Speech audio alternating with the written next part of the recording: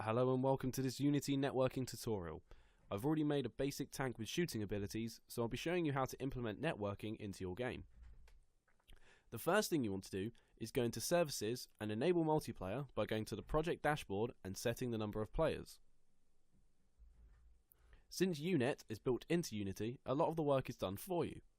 To start, create an empty game object, title it Network Manager, and add the Network Manager component to it. This is the core for what you need to add multiplayer to your Unity game. Some settings such as the network info can be left alone. Here you can set the main game and lobby scene should you have one. You can also set the main player prefab to be used in the game as well as other prefabs such as bullets or rockets. In order to set the prefabs to be used on the server, you need to add the network identity component onto them. This gives it a unique identity on the network which makes the server aware of the game object. The two options you have are server only, which will ensure the object is spawned on the server and not on clients, and local player authority, which gives the client of that object the ability to control and interact with the object. For the tank and bullet, check the local player authority button to make them controllable. After, we want to add the network transform component onto our main objects. This will enable the movements of the objects to be synced over the network, meaning that other players can see our movements. There's only a couple of settings we need to look at here. The network send rate is how frequent the network will update the object's position. The higher the number means it will be updated more often, the lower means it will be updated less often. Transform sync mode is what part of the object we're syncing. We want this to be transformed so it syncs each movement over the network. Last is the rotation axis. For our tank, we want it to sync every rotation axis. If you have separate moving parts of your prefab, like this tank barrel, then adding the network transform child and selecting the separate parts of the prefab will sync its movements. Once this is done, we can drag in our tank and bullet prefabs to the network manager to set them as our playable prefabs. Next, you want to add the network manager HUD. This is how you will be able to create and join games. This can also be custom made to match the look of your game. When you play the game, you'll see various options. LAN host and connect is for if you're playing the game on your local network, and matchmaker is for playing the game with people over the internet, which is most commonly used in games. You don't need to worry about hosting dedicated servers, as Unity allows you to use their matchmaking servers for your game.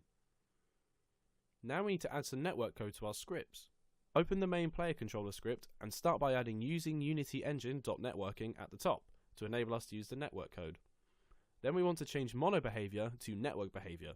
This is used by scripts that contain network functionality. It allows them to invoke networked actions and auto-sync between server and client. In the update function, this if statement will prevent any confusion as to what client controls what tank. Essentially, if you are not local to this tank object, then it will simply return to prevent you from controlling another tank. To network our fire function, we need to add command in square brackets above the function and add the CMD prefix before it. This command attribute is called from the client and run on the server, helpful for spawning in things such as bullets. This line of code here tells the network to spawn the bullet object once it has been set up.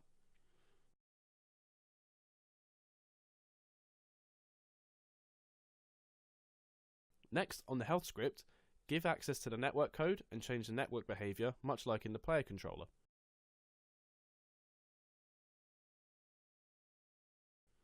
Above the current health integer, add this line of code. Syncvar allows us to sync integer values across the network. The hook attributes calls a function when the variable changes on the client. This is helpful for when networking certain values, such as score or health. For us, we want to hook our onChange health function so the health can update over the network. We want our tanks to respawn after dying. To do this, spawn points are needed. Create 4 empty game objects, title them spawn 1, 2, 3 and 4, and give each one the network start position component.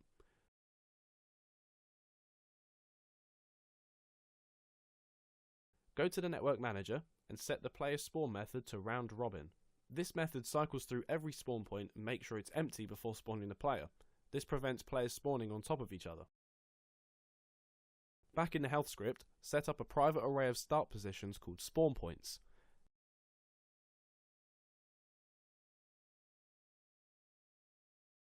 Add this if statement in the start function to fill the array up of start positions. Create this respawn function using client RPC above and the RPC prefix before respawn. Client RPC commands are sent from the server to the client. Using this to respawn is helpful as the server handles the respawn points and assigns one to the player when called. The code within the function will create a vector 3, and if there are spawn points in our array, then it will choose a random spawn point.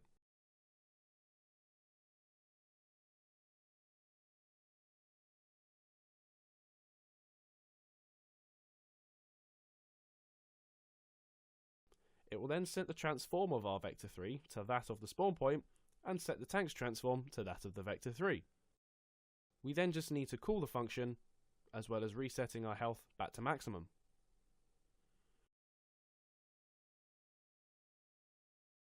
When we build the game and run the editor side by side, we can see the connecting works and our sync tank movement also works. Now on to creating a lobby. Here we have a lobby scene with a basic UI already set up. We have an input field to type in the name of the match and a scroll area to view a list of matches. It can easily be customized to match the look of your game. To start with, we want to add our network manager prefab to our scene. Then we want to add our lobby scene as the offline scene and our game scene as our online scene, so the network manager knows what scene to start and change to. Create a new script and call it host game. Add in the using Unity Engine.networking namespace so we have access to the network code. Create a few variables for the room size, room name, and a reference to our network manager. We use an unsigned int for the room size as it can't use negative values and can hold twice as many as a regular int.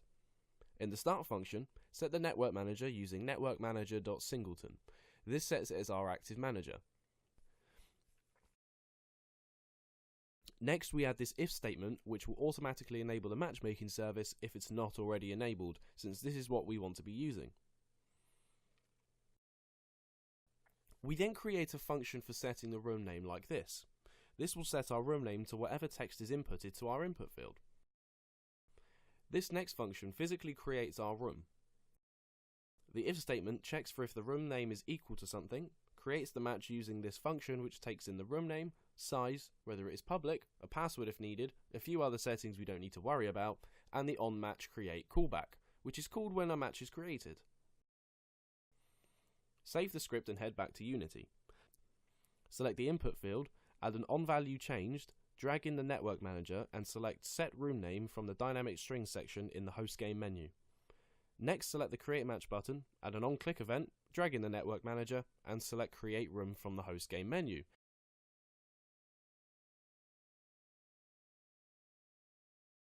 Play the scene to test it out. Next, create a new game object, call it join game, attach a new join game script to it and open it up. The way we display created games is by instantiating this button prefab, which will show the game name, amount of people and ability to join when clicked. Add these namespaces to the top to enable the network code. Add the same start function and reference from hostgame to set up the network manager and start the matchmaker. For the variables, we create a list of game objects called roomList, a game object for the room prefab and a transform to attach the prefab to the scroll view. Create a new function called refreshRoomList and add this line of code to display the matches that have been made. The arguments are for the page number of pages to show, a string that we can leave blank, and a callback which will be called onMatchList. Call this function from the bottom of start. Create a function called onMatchList, which takes in a bool, a string, and a list of match info snapshots we will call matchList. Matchinfo snapshot is a class showing the match info as a snapshot exactly when it was called. Create this for each loop that loops through each match that is found in our list of snapshots. Within this, we create a game object, instantiate it with our list item prefab, and set its parent to the scroll bar so we can see it. Then we create a script called roomListItem, which we attach to our list item prefab. We only need the match portion of networking code, so add in using Unity Engine.networking.match. First, we add a public delegate void called joinRoomDelegate, which takes in a matchinfo snapshot called match. A delegate is similar to a variable, but instead of holding data, it contains functions which can be altered at runtime. We then set that delegate to be called joinRoomCallback. Create a text variable for our room name and a matchinfo snapshot called match. Create a setup function that takes in a matchinfo snapshot called match and our joinRoomDelegate called joinRoomCallback. Make the match and callback variables equal to the arguments above. Then we change the text on the button to match the name inputted, the number of players currently playing, and the maximum amount of players. Then create a join room function, which invokes whatever match we are clicking on using our join room callback. This will be the function that lets us join the game. Back in our join game script, we reference our room list item script by getting the component from our game object just created and check if it's not equal to null. If it isn't, then we call the setup function and pass in our match we want and the function to join the game. Then we add our newly created game object into our list of rooms found.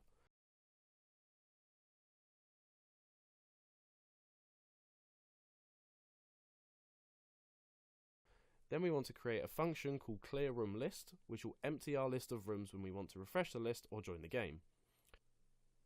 Create this for loop, which checks for if the amount of rooms in the list is greater than 0, and if it is, then we destroy that match from the list, followed by clearing the list entirely. Call this function from the beginning of onMatchList. Lastly, we create a function called joinRoom, which takes in a match info snapshot called match. In this, we call the joinMatch function in the matchmaker, add in our network ID for the game, which is done simply by typing _match.networkID, so we know exactly what match to connect to. Leave the rest of the strings in ints blank, and call the onMatchJoin function from the network manager. Underneath, call the clearRoomList function to empty our list to save on memory space when joining the game. In Unity, add our list item prefab and content section to our join game script as shown. Add our list item prefab to the scene, drag the room list item script onto it, and set the room name text to the text linked to our list item object. Add an onClick event, drag the list item object onto it, and select the join room function from the room list item menu. Apply that and delete it from the scene. On the refresh button, add an onClick, drag in the join game object, and select refresh room list from the join game menu. Ensure the lobby scene is set in the build settings, build the game, and run it side by side with the editor. If all is well, then you should be able to host a game, see it in the game list, join the game, and see network movement and shooting. Thank you.